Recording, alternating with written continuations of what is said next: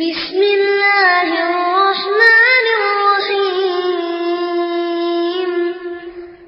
إذا جاء نصر الله والفتح ورأيت الناس يدخلون في دين الله أفواجا فسبح بحمد ربك واستغفره إنه كان توابا. அஸ்ஸலாமு அலைக்கும் வரஹ்மத்துல்லாஹி வபரகாத்துஹு. கண்ணியத்திற்குரிய எல்லாம் வல்ல ஏக இறைவனின் அடியார்கள, அல்லாஹ் ரப்புல் ஆலமீன் இந்த உலகத்தை கணக்கிடுவதற்காக ஒவ்வொரு மாத நாட்காட்டிகளை இறைவன் வழங்கியிருக்கிறான்.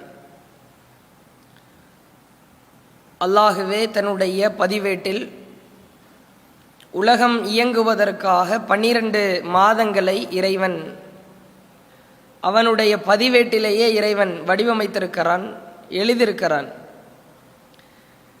இறைவனால் தரப்பட்டிருக்கிற மாதங்களில் ஒரு சில மாதங்கள் இஸ்லாமிய மார்க்கத்தின் அடிப்படையில் மிகச்சிறந்த மாதமாக இறைவனாலும் இறை தூதராலும் நமக்கு கற்றுத்தரப்பட்டிருக்கிறது. அதிலும் குறிப்பாக இன்னும் ஒரு சில நாட்களில் நாம் ஆவலோடு ஆசையோடு எதிர்பார்த்து காத்து கொண்டிருக்கிற ரமலான் மாதம் என்பது இறைவனிடத்தில் மிக சிறந்த மாதமாக கருதப்படுகிறது. அல்லாஹ்வுடைய தூதர் அவர்கள் ரமலான் மாதத்திற்கு ஏராளமான சிறப்புகளை நமக்கு கற்றுத்தருகிறார்கள். உண்மையாகவே இஸ்லாமிய சமூகத்தை சார்ந்த பலதரப்பட்ட மக்கள் இந்த ரமலான் மாதம் வந்துவிட்டது என்று சொன்னாலே தங்களுடைய உள்ளத்தளவில் ஒரு விதமான மகிழ்ச்சி தொற்றிக் கொண்டிருப்பதை பார்க்கிறோம். ஏழையாக இருப்பார், பொருளாதாரத்தில் பலவீன நிலையில் வாழ்ந்து கொண்டிருப்பவர் கூட ரமலான் மாதத்தில் அல்லாஹ்வுடைய பாதையில் அதிகம் தான தர்மம் செய்ய வேண்டும் என்று நினைப்பார். உண்மையாகவே இந்த ரமலான் மாதம் இறைவனின் அருள் பொங்கும் மாதமாக இருக்கிறது என்பதை நிதர்சனமாக ஒவ்வொரு மனிதர்களுடைய வாழ்வியல் வழியாக நாம் பார்க்க முடியும். எத்தனையோ ரமலான் நம்மை விட்டு கடந்து சென்றிருக்கிறது. சென்ற ரமலானில் நம்மோடு பயணித்தவர்கள், நம்மோடு வாழ்ந்தவர்கள், இந்த உலகத்தில் வாழ்ந்து கொண்டிருந்த எத்தனையோ நபர்கள் இந்த ரமலானில் நாம் ஒரு பட்டியல் போட்டால் நம்முடைய குடும்பத்தை சார்ந்த எத்தனையோ நபர்கள் கூட மரணித்திருப்பார்கள். அப்போ அவர்களுக்கெல்லாம் கிடைக்கப்பெறாத ஒரு அற்புதமான பாக்கியத்தை இன்னும் ஒரு 10-15 நாட்களுக்குள்ளாக வரவிருக்கிற ரமலான் மாதத்தை நாம் அடையவிருக்கிறோம்.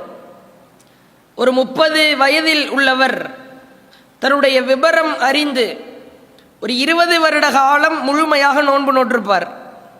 ஒரு 40 வயதில் இருப்பவர் தன்னுடைய விபரம் அறிந்து ஒரு 30 வருட காலம் முழுமையான நோன்பு நோற்றிருப்பார். ஒரு 50 வயது, 60 வயது, 70 வயது, தன்னுடைய வயது எவ்வளவோ அதிலிருந்து ஒரு 10 வருஷம் 8 வருஷத்தை கழித்துவிட்டு மீதி இருக்கிற நாட்கள் எல்லாம் நாம் நோன்பை முழுமையாக நோற்றிருப்போம். விபரம் தெரிந்து நோன்புன்னா என்னன்னு சின்ன வயசில் விளையாட்டா ஒரு 2 நோன்பு 3 நோன்புன்னு பழக்கப்பட்டு பாதியிலேயே தண்ணீரை குடித்து அல்லது சாப்பாடை சாப்பிட்டு நோன்பு முறிக்கிறதுன்றது சின்ன பிள்ளைங்களுக்கு பழக்கி கொடுப்போம். ஆனால் பெரிய வயதானதற்கு பிறகு, விபரம் தெரிஞ்சதற்கு பிறகு, ஒரு சில குறிப்பிட்ட தவிர்க்க முடியாத காரணங்களை தவிர மற்ற நேரங்களில் நோன்பை நாம முழுமையாக நோற்றிருப்போம். ஆனால் ஒவ்வொருவரும் நம்முடைய உள்ளத்தில் கேட்க வேண்டிய கேள்வி, எத்தனையோ ரமலான் நம்மை விட்டு பிரிந்து சென்றிருக்கிறதல்லவா, இந்த ரமலான் என்னிடத்தில் எதை எதிர்பார்த்ததோ அப்படிப்பட்ட எதிர்பார்ப்பை பூர்த்தி செய்து இந்த ரமலானை நான் திருப்பி அனுப்பினா அப்படின்ற ஒரு கேள்வியை கேட்கணும். இந்த ரமலான் ஏன் நம்மள்கிட்ட வருது? சும்மா ஏதோ வருஷத்துக்கு 12 மாதம் வருது, அதில் ஒரு மாதம் ரமலானு, வருட வருடம் ஏதோ வந்துட்டு போகுது, இந்த வருஷமும் வருது அப்படின்னு ஏனோ தானோ என்று மற்ற மாதங்களை போல் இந்த ரமலானையும் கழித்து விட இந்த ரமலான் வருகிறதா, அல்லது இந்த ரமலான் நம்மள்ட்ட ஏதாவது ஒரு எதிர்பார்ப்பை எதிர்பார்த்து காத்து கொண்டு வருகிறதா? நோன்பு நம் மீது ஏன் கடமையாக்கப்பட்டது? இந்த ரமலானை எப்படி நம்ம ஆற தழுவி வரவேற்கணும்? இதெல்லாம் இன்றைக்கு இஸ்லாமிய சமூகம் விளங்காம தான் இருக்கிறாங்க. அறியாத மக்களாகத்தான் இஸ்லாமியர்களில் பெரும்பாலானோர் ஏராளமான நோன்புகளை வீணடித்திருக்கிறார்கள். பொதுவாகவே இந்த ரமலான் மாதம் வரும் பொழுது முஸ்லிம்களுக்கு ஒவ்வொருத்தரும் உள்ளத்தில் ஒரு டார்கெட் வச்சுப்பாங்க. இந்த ரமலான் மாதத்தில் எப்படியாவது முழுக்க முழுக்க அதிகப்படியாக நன்மையை செஞ்சிடணும், அல்லாவுக்கு பிடிச்சமானவங்களாம் நடந்துக்கணும் அப்படின்ற ஒரு எண்ணம் இருக்கும். ஆனால் அது ரமலான் ஒரு நோன்பு 2 நோன்பு 3 நோன்புகள் கழிய கழிய அப்படியே பேட்டரி சார்ஜ் இறங்கின மாதிரி உள்ளத்தில் உள்ள அந்த எண்ணமெல்லாம் அப்படியே பொசுங்கி போயிடும். திரும்ப ரமலான் முடிகிற நேரத்தில் இந்த ரமலானை தான் வேஸ்ட் பண்ணிட்டோம், அடுத்த ரமலானை எப்படியாவது உருப்படியா நல்லமல் செய்கிற மாதிரி நம்ம அமைச்சுக்குவோம் அப்படின்னு ஓடிக்கிட்டே இருக்கும்.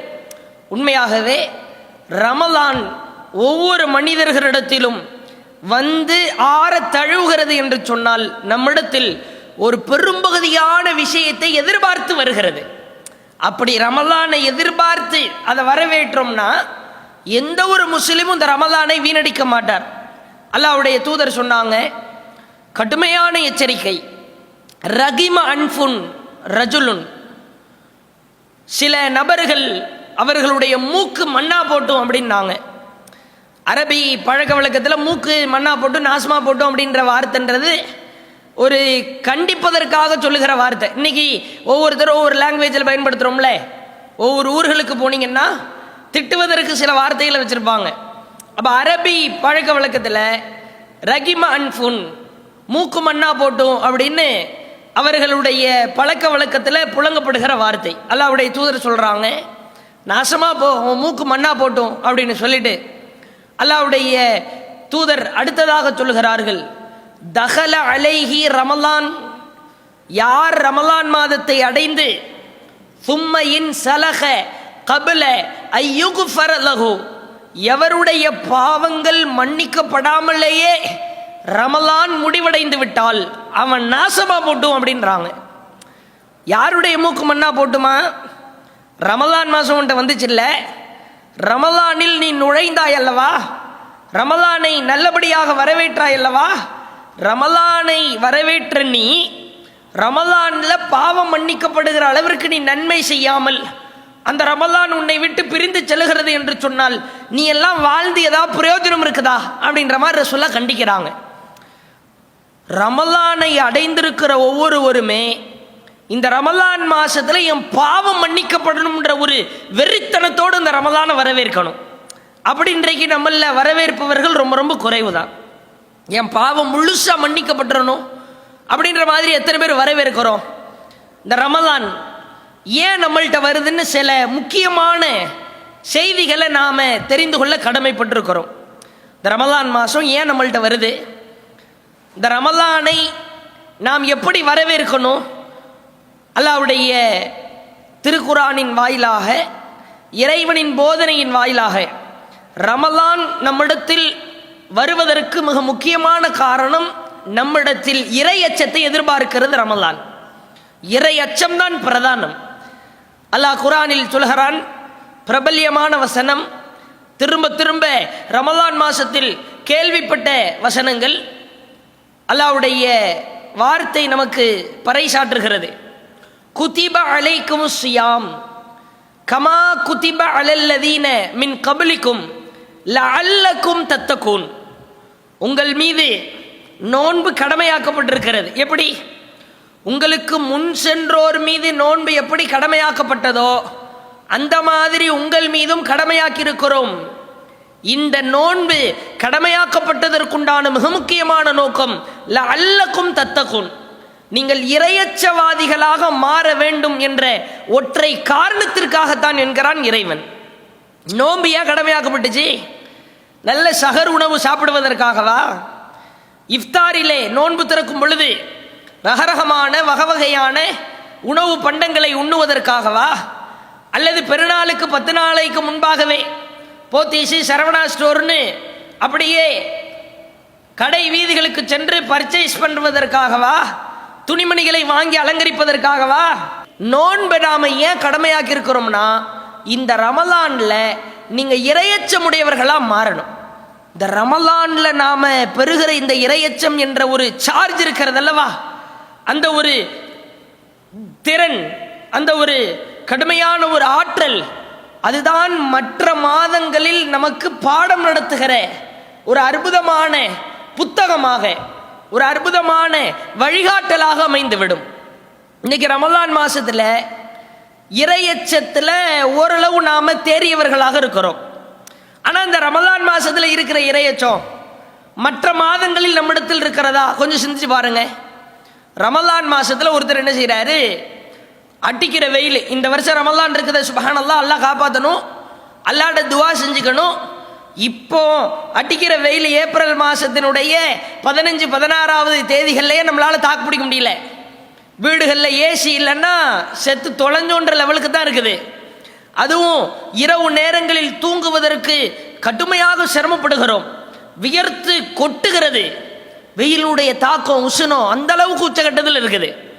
இப்போ ரமலான் மாசத்துலலாம் நாம் எப்படி நோன்பு பிடிக்க போகிறோம், எப்படி கழிக்க போகிறோம் அப்படின்ற ஒரு கவலை, ஒரு வருத்தம் அனைத்து முஸ்லிம்களிடத்திலும் இருப்பதை பார்க்கிறோம்.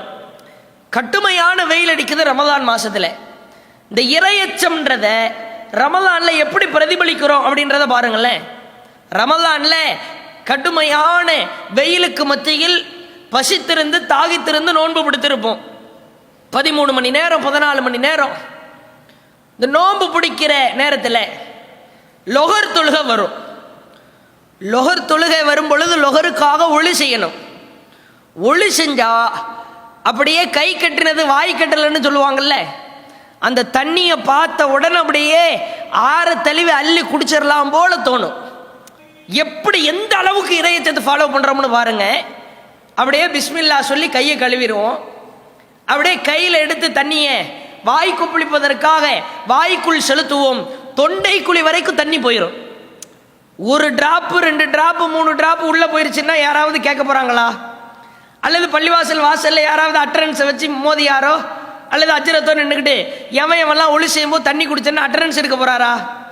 தண்ணி குடிச்சவன்லாம் உண்மையை ஒத்துக்கொண்டு சொல்ல போறாரா? யாரும் என்ன எதுவுமே கண்டுக்கிடவே மாட்டாங்க.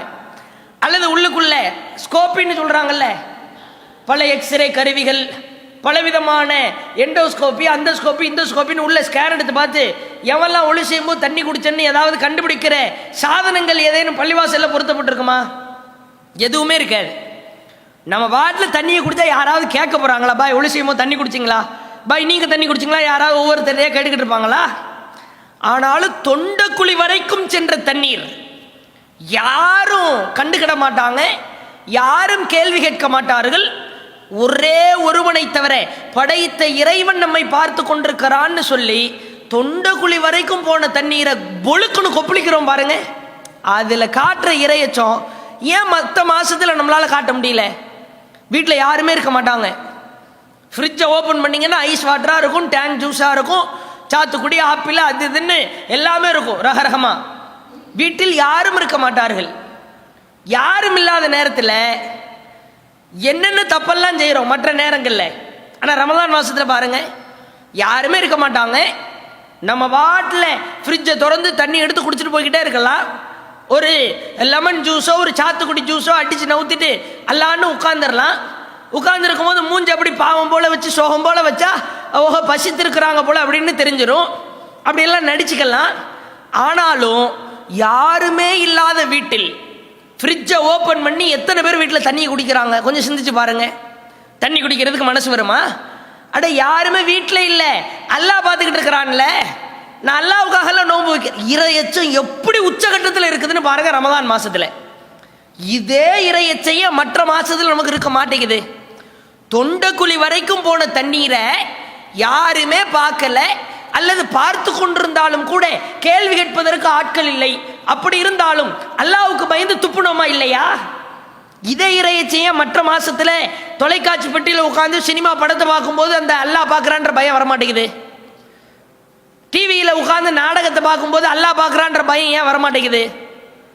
தொழுகாம தூங்கும் போது அல்லாஹ் பார்க்கறான்ற பயம் ஏன் வரமாட்டேங்குது? இதைத்தான் அல்லாஹ் எதிர்பார்க்கிறான். ரமலான் உன்கிட்ட வந்துட்டு போகுதுன்னா அடிப்படையா உன்கிட்ட இறையச்சத்தை நான் எதிர்பார்க்கிறேன், வேற எதையுமே எதிர்பார்க்கல. நீ இறையச்சம் உடையவனா மாறணும். அல்லாஹ் ரப்புல் ஆலமீன் சொல்கிறான், ஒத்தகுல்லா, அல்லாஹ்வை நீங்கள் அஞ்சிக் கொள்ளுங்கள். வஅலமு அன்னல்லாஹ மஅல் முத்தகீன், யார் அல்லாஹ்வை அஞ்சுகிறாரோ அவர்களோடுதான் அல்லாஹ் இருக்கிறான். அல்லாஹ் யார் கூட இருக்கிறான்? அல்லாஹ்வை பயந்தா என் கூட அல்லாஹ் இருப்பான். அல்லாமல இறையச்சம் இல்லை, அல்லாமல பயம் இல்லைன்னா என்னை விட்டு அல்லாஹ் தள்ளி நிற்பான்.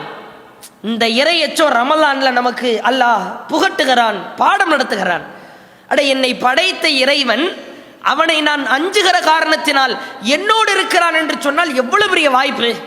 அல்லாஹ்வுடைய தூதர் சொன்னாங்க, அல்லாஹ்வை அஞ்சிக் கொள்ளுங்கள், இன்னல்லாஹ யுஹிப்புல் முத்தகீன், அல்லாஹ்வை யார் அஞ்சுகிறாரோ அவரை அல்லாஹ் காதலிக்கிறான், விரும்புகிறான்.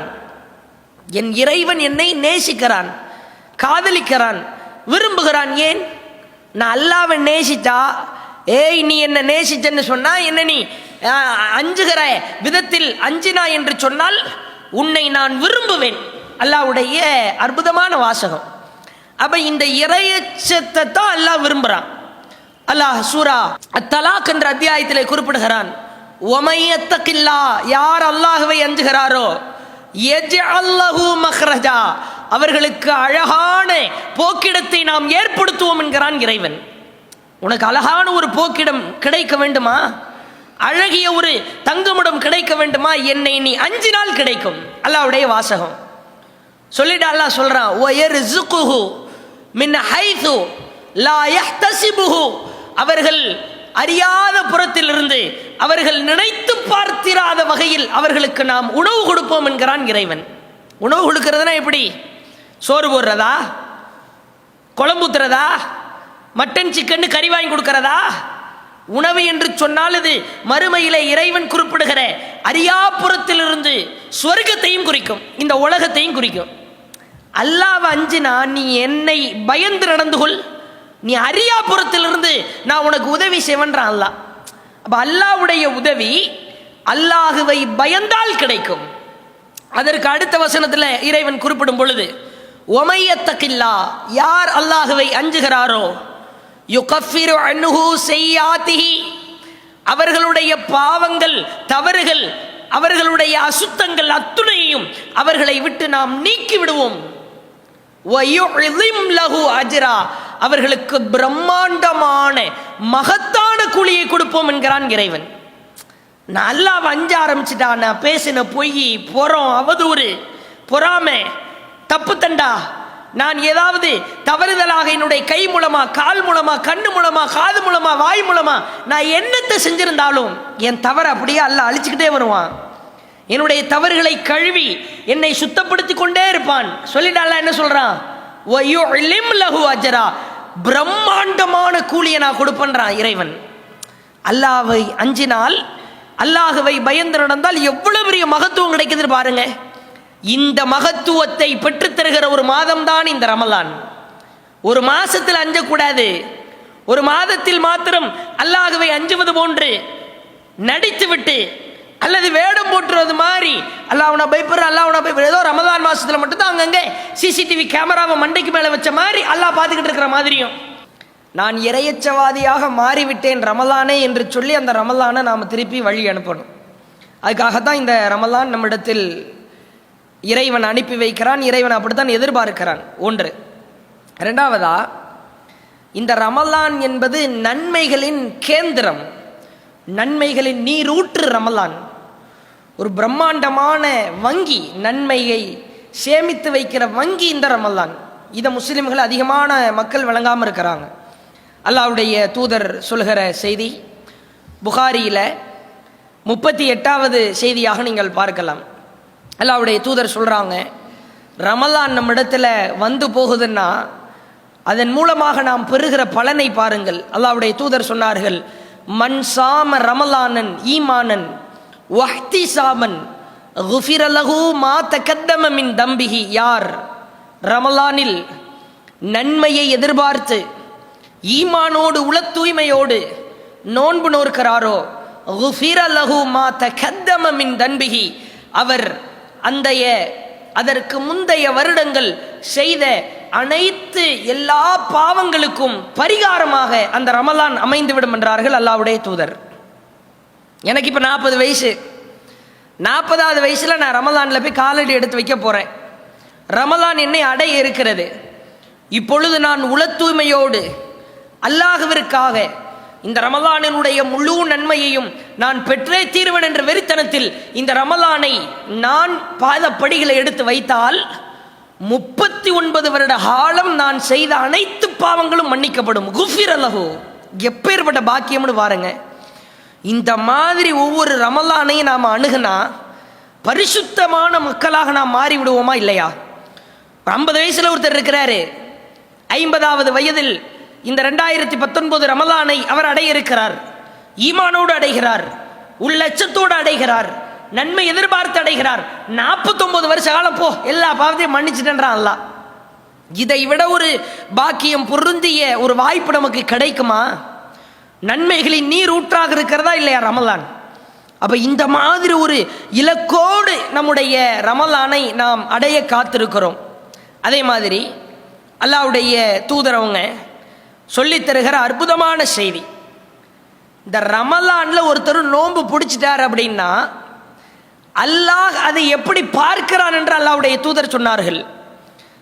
சாம ரமலான், யார் ரமலானில் நோன்பு பிடித்து விட்டாரோ, அதுக்கு முன்னால் அல்லாஹ் சில செய்தியை சொல்றான். 5 நேர தொழுகையை யார் முழுமையாக கடைபிடிக்கிறாங்களோ, அல்லாஹுவையும் மறுமை நாளையும் யார் ஈமான் கொள்கிறாரோ சொல்லிட்டு 5 நேர தொழுகை யார் கடைபிடிக்கிறாங்களோ இதையும் சொல்லிட்டு அல்லாஹ்வுடைய தூதர் அடுத்து சொல்றாங்க, ரமலானில் யார் நோன்பு பிடிக்கிறாரோ, அடுத்து அல்லாஹ்வுடைய தூதர் சொல்கிற அற்புதமான வார்த்தையை பாருங்க, கான ஹக்கன் அலல்லாஹ் அய்யுத்ஹிலஹுல் ஜன்னா. இதையெல்லாம் யார் தன்னுடைய வாழ்க்கையில் முறையாக செய்கிறாரோ அவரை ஸ்வர்க்கத்திலே நுழைவிப்பது அல்லாஹ்விற்கு கட்டாய கடமையாக்கி விட்டது. அல்லாஹ்வை மறுமை நம்புறியா? 5 நேரம் சரியா தொழுகிறியா? ரமலான்ல நன்மை எதிர்பார்த்து நோன்பு பிடிக்கிறியா? இதெல்லாம் நீ செஞ்சிட்டன்னா உன்னைய சொர்க்கத்துல நுழைய வைக்கிறது அல்லாஹ் மேல கடமை, ஹக்கு. உன்னை எப்படி அல்லாஹ் நரக தூக்கி போடுவான்? இதெல்லாம் நீ சரியா செஞ்சுட்டா உன்னைய நரகத்தை தூக்கி அல்லாஹ் தூக்கி வீசுவானா? நரகத்தில் போட்டு அல்லாஹ் அதிலிருந்து சந்தோஷப்படுவானா? அல்லாஹ் இப்படிப்பட்ட அடியார்களை ஸ்வர்க்கத்தில் கட்டாயம் நுழைவிப்பான். அப்பேற்பட்ட ஒரு பாக்கியம் நம்மை நோக்கி வந்து கொண்டிருக்கிறது. இதையெல்லாம் நாம் வீணடிச்சிடவே கூடாது. அதே மாதிரி இந்த ரமலான் என்பது நமக்கு ஒரு பாதுகாப்பு கேடயம். அல்லாஹ்வுடைய தூதர் சொன்னார்கள், அஸ்ஸியாமு ஜுன்னத்துன், நோன்பு என்பது உங்களை காக்கிற கேடயம். வேறொரு செய்தியில் அல்லாஹ்வுடைய தூதர் குறிப்பிடும் பொழுது, வஸ்ஸியாமு ஜுன்னத்தும் மினன்னார், நோன்பு என்பது நரகத்திலிருந்து உங்களை காக்கிற கேடயம்.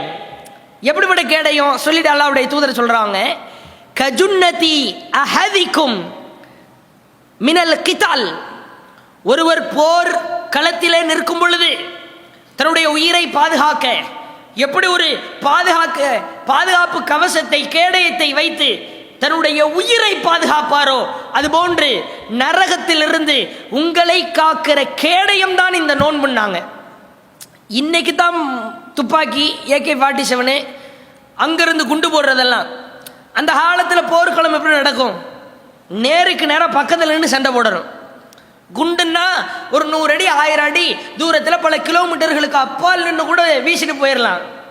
குதிரையில் சண்டை போடணும், ஒட்டகத்தில் சண்டை போடணும், நடந்து சண்டை போடணும். கையிலே வாள் இருக்கும், ஒரு கையிலே கவசம் இருக்கும். ஏன்? வாளை வச்சு வெட்டும் போது அவன் வெட்ட வந்தா கவசத்தை வச்சு தடுக்கணும்.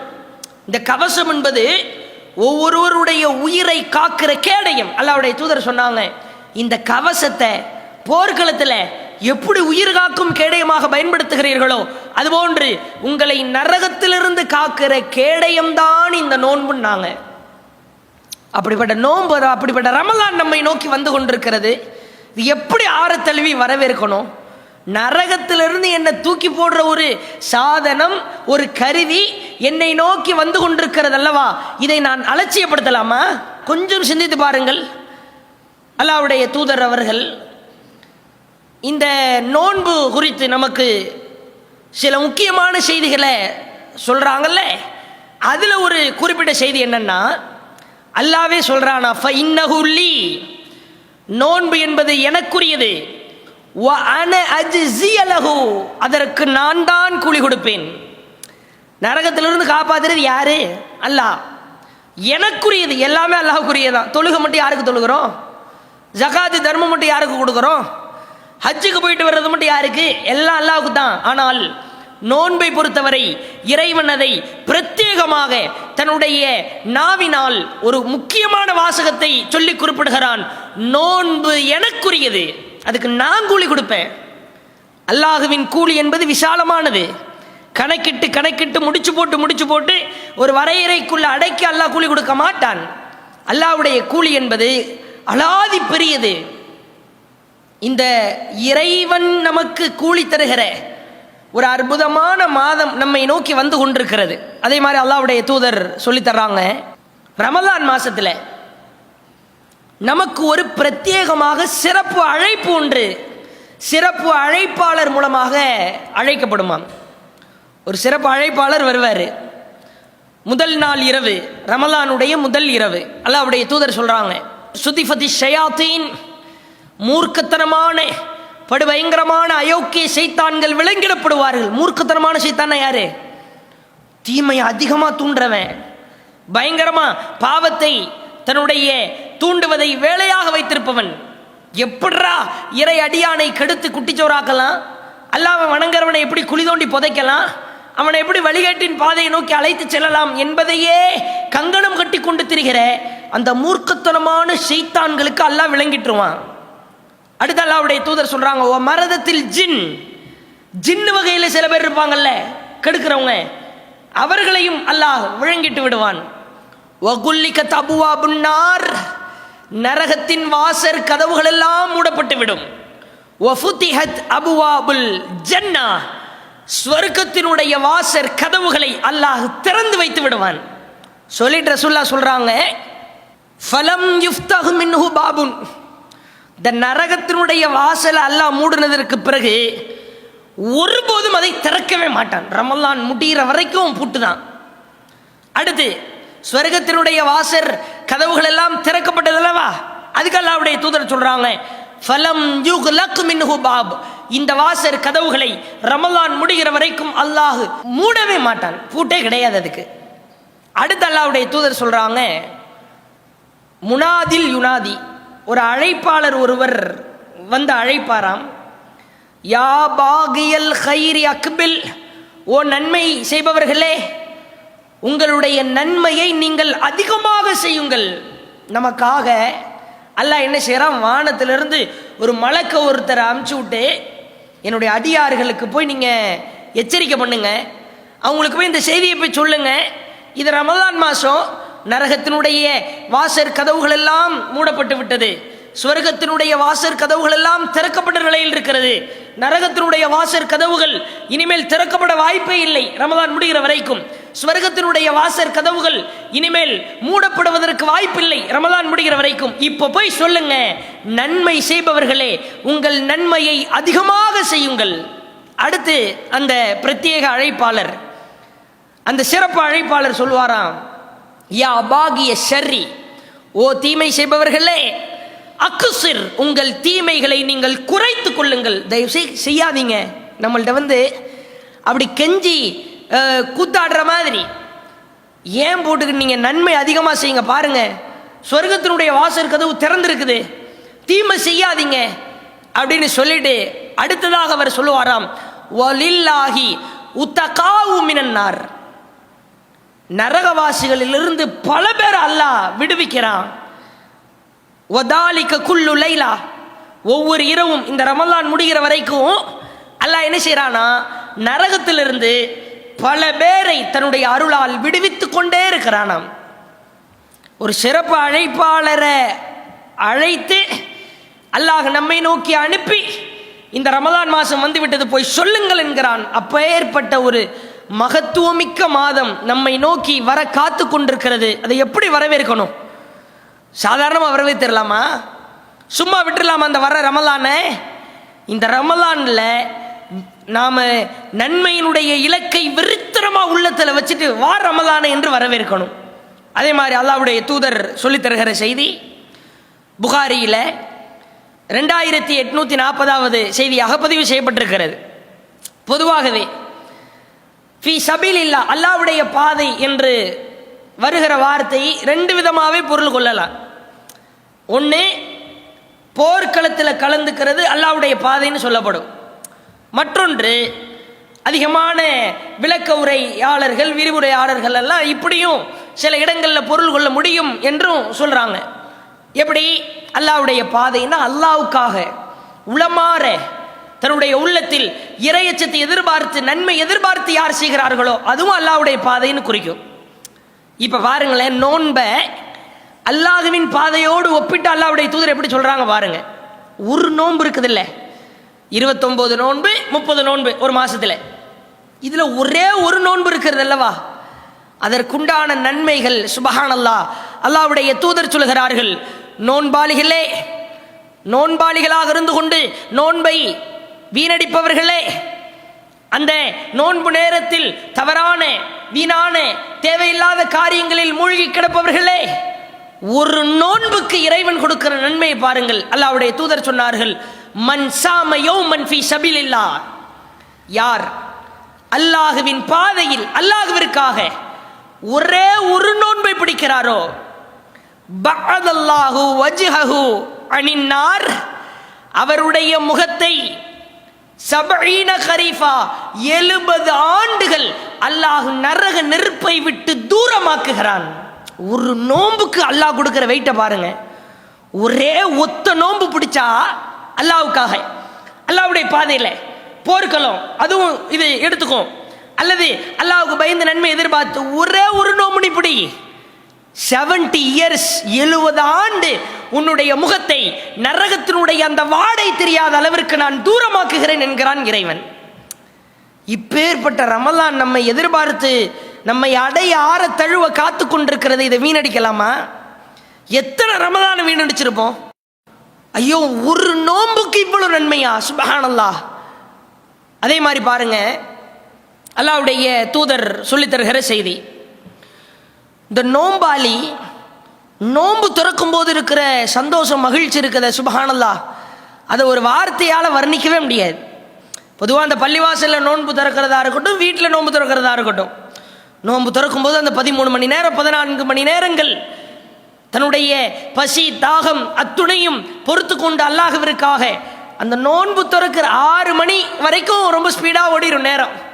இந்த 6 மணிலிருந்து 6:30, உதாரணத்துக்கு 6:30க்கு மகரிப் வாங்கன்னு வைங்களேன், இந்த 1/2 மணி நேரம் ஓடுறதுக்கு ஒவ்வொரு செகண்டு ஒவ்வொரு நிமிஷத்தையும் எண்ணிக்கிட்டே இருப்போம். எல்லாம் ரெடியாக இருக்கும். முன்னால கஞ்சி வடை சம்சா ஜூஸு அது இதுன்னு சில பள்ளிவாசல்களில் அவ்வளவு ரகரகமான உணவு பண்டங்கள்லாம் எடுத்து முன்னால் வச்சுருப்பாங்க. எப்படா ஜூஸ் எடுத்து குடிச்சிட மாட்டோம்னு அப்படியே சில பேர் இந்த பேரித்தம்பழத்தினுடைய கொட்டைகளை எல்லாம் எடுத்து ரெடியாக வச்சுருப்பாங்க. அந்த ஒரு செகண்டை கூட வீணடிச்சிடக்கூடாதுன்னு நோன்பு திறந்த உடனே பிஸ்மில்லான்னு தூக்கி வாயில் போட்டுறது தான் வேலை. அல்லாஹ்வுடைய தூதர் சொல்கிறாங்க, இந்த நோன்பு திறக்கும் பொழுது இந்த நோன்பாளிக்கு இருக்கிற மகிழ்ச்சி இருக்கிறது அல்லவா, இதை ரசூலுல்லாஹ் எதோடு ஒப்பிடுறாங்க தெரியுமா? நோன்பாளிகளுக்கு 2 மகிழ்ச்சி இருக்கிறது. ஒன்று, நோன்பு திறக்கும் பொழுது இருக்கிற மகிழ்ச்சி, அந்த சாப்பாட்டை எல்லாம் பார்த்து அதை சாப்பிட போகிறோம் அப்படின்ற மகிழ்ச்சி. 2வது, தன்னுடைய இறைவனை நாளை மறுமையில் அல்லாஹ்வுடைய திருமுகத்தை, அந்த அற்புதமான தூய பரிசுத்தமான இறைவனின் முகத்தை பார்க்கும் பொழுது இருக்கிற மகிழ்ச்சி இருக்கிறது அல்லவா, அதையும் வார்த்தையால் வர்ணிக்கவே முடியாது. அல்லாஹ்வுடைய தூதர் சொல்றாங்க, நோன்பாளிகளுக்கு 2 மகிழ்ச்சி இருக்கிறது. ஒன்று, நோன்பு திறக்கும் பொழுது இருக்கிற மகிழ்ச்சி.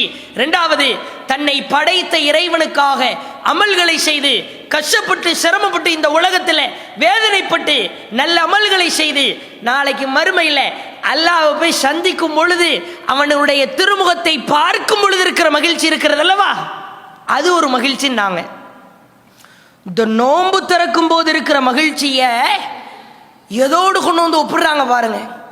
நீ சொர்க்கத்தில் அல்லாஹ்வை பார்ப்பல்ல, அப்போ உனக்கு சந்தோஷம் இருக்கும் அல்லவா, அந்த சந்தோஷத்தை அந்த சந்தோஷத்திற்கு ஒரு குறிப்பிட்ட எல்லை கொடுத்து விட முடியுமா? சில பேர் சொர்க்கவாசின்னு முடிவாயிரும், தீர்மானிக்கப்பட்டுரும், ரிசல்ட் அல்லாஹ் எழுதிடுவான். கடைசியில் அல்லாஹ் கேட்பான், சொர்க்கவாசிகளே உங்களுக்கு என்னுடைய திருமுகத்தை இப்பொழுது காட்டப் போகிறேன் என்று அல்லாஹ் தன்னுடைய முகத்தை கொண்டு வந்து காட்டுவான். சொர்க்கவாசிகள் அப்படியே பிரமிச்சு போய் அல்லாஹ் பார்த்துக்கிட்டு இருப்பாங்க. ஒரு கட்டத்தில் யா அல்லாஹ் உன் முகத்தையே நாங்கள் பார்த்துட்டோம், இனிமேல் எங்களுக்கு எதுக்கு சொர்க்கம், சொர்க்கமே வேணான்னு சொல்கிற அளவுக்கு. சொர்க்கத்தை யாரா வேணான்னு சொல்லுவாங்களா? உன் முகத்தை பார்த்துட்டோம், பிறகு நாங்கள் சொர்க்கம் போனோம். அந்த அளவிற்கு அல்லாஹ்வுடைய திருமுகம் நன்மைகளை கொட்டித்திருக்கிற அளவிற்கு அல்லாஹ்வுடைய முகத்தை பார்த்துட்டா மன திருப்தியா, ஆத்ம திருப்தியா, நாம் பட்ட சிரமத்திற்கெல்லாம் ஒரு முடிவு கிடைக்கிற ஒரு முகமாக இறைவனின் திருமுகம் அமைந்திருக்கும் அல்லவா? அப்படிப்பட்ட அல்லாஹ்வுடைய முகத்தை பார்க்கும்போது உனக்கு ஒரு சந்தோஷம் இருக்கும்ல, அந்த மாதிரியான சந்தோஷம் தான் உனக்கு நோன்பு திறக்கும் போது இருக்குது அப்படின்னாங்க ரசூலுல்லாஹ். இப்படிப்பட்ட ஒரு மாதம் நம்மளை நோக்கி வருத, அதை வீணடிக்கலாமா? அதை எப்படி வரவேற்கணும்? எப்படி முகமலர்ச்சியோடு ஆற தழுவி அந்த ரமலானை வரவேற்க வேண்டும்? கொஞ்சம் சிந்திச்சு பாருங்க. அதே மாதிரி அல்லாஹ்வுடைய தூதர் நமக்கு சொல்லி தர்றாங்க. சஹீஹ் புகாரியில் பதிவு செய்யப்பட்டிருக்கிற செய்தி 3257வது இலக்கத்தில் பதிவு செய்யப்பட்டிருக்கிறது. அல்லாஹ்வுடைய தூதர் சொல்றாங்க, ஃபில் ஜன்னதி சமானியத்து அபுவாப், ஸ்வர்க்கத்திற்கு 8 வாசல்கள் இருக்கிறது. ஃபீஹா பாபுன், 8 வாசல் இருக்குது. அந்த 8ல் ஒரு வாசல் இருக்கிறது. யுசம்மர் ரையான், அந்த ஒரு வாசலுக்கு ரையான் என்று பெயர் சொல்லப்படும்.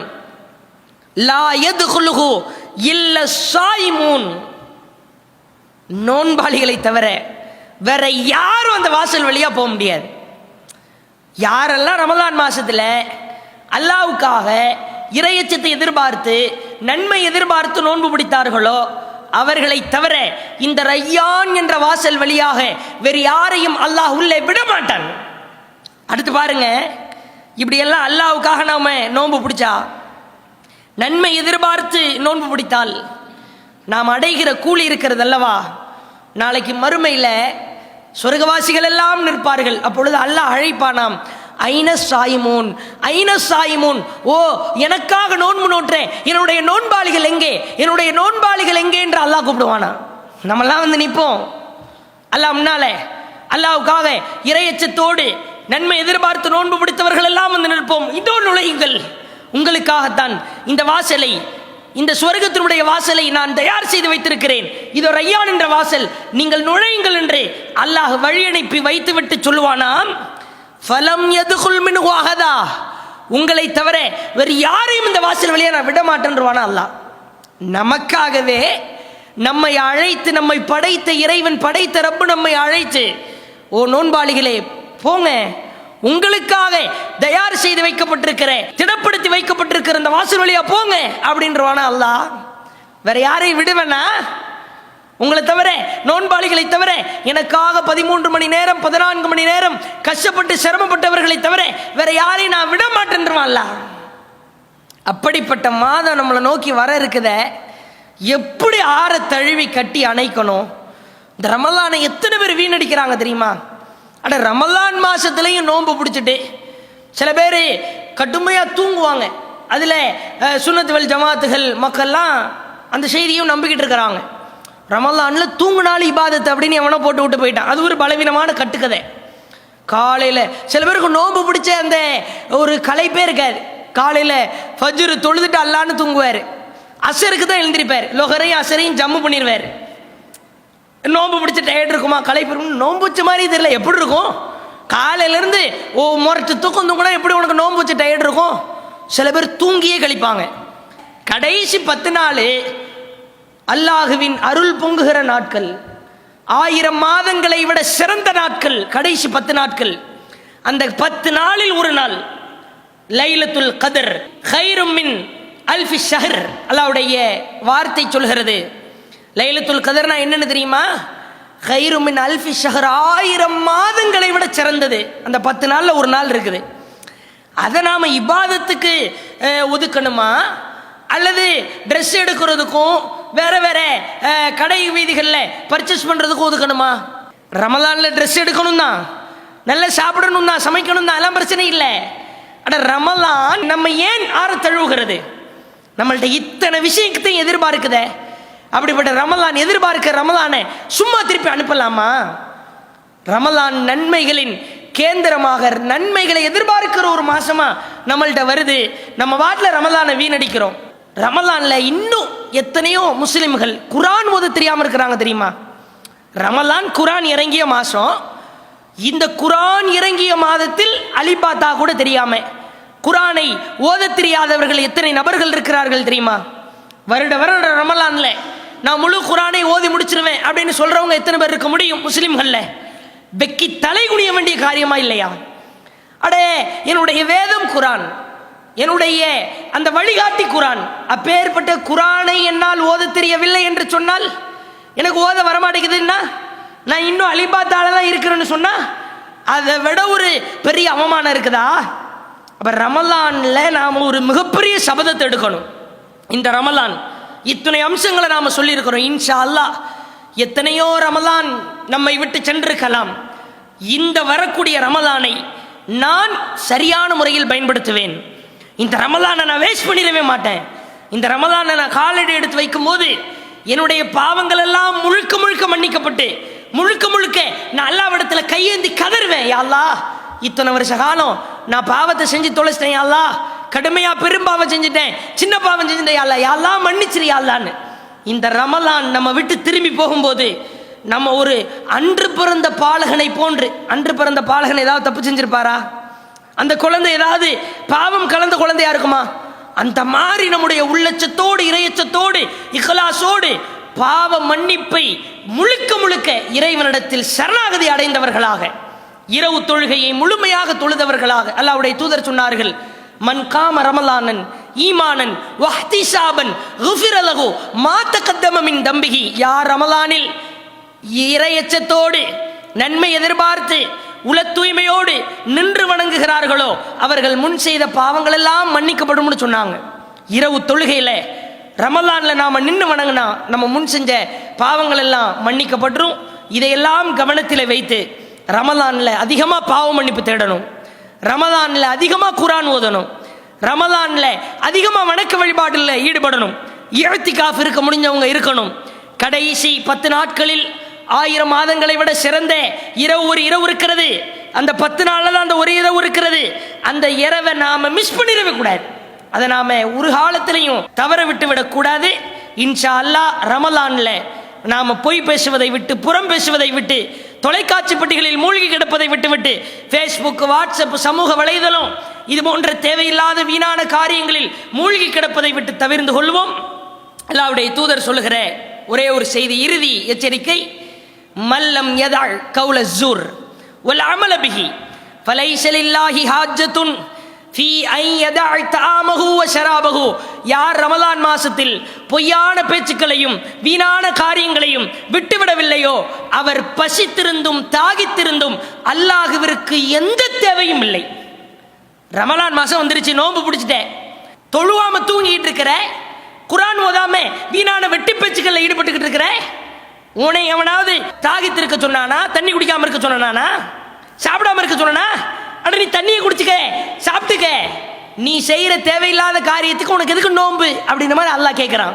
இப்போ இந்த எச்சரிக்கையெல்லாம் உள்ளத்தில் ஆழ பதிய வைத்தவர்களாக ரமலான்ல தேவையில்லாத காரியங்களை விட்டு தவிர்ந்து நம்மை நோக்கி வந்து கொண்டிருக்கிற இந்த ரமலானை ஆற தழுவி வரவேற்போம்.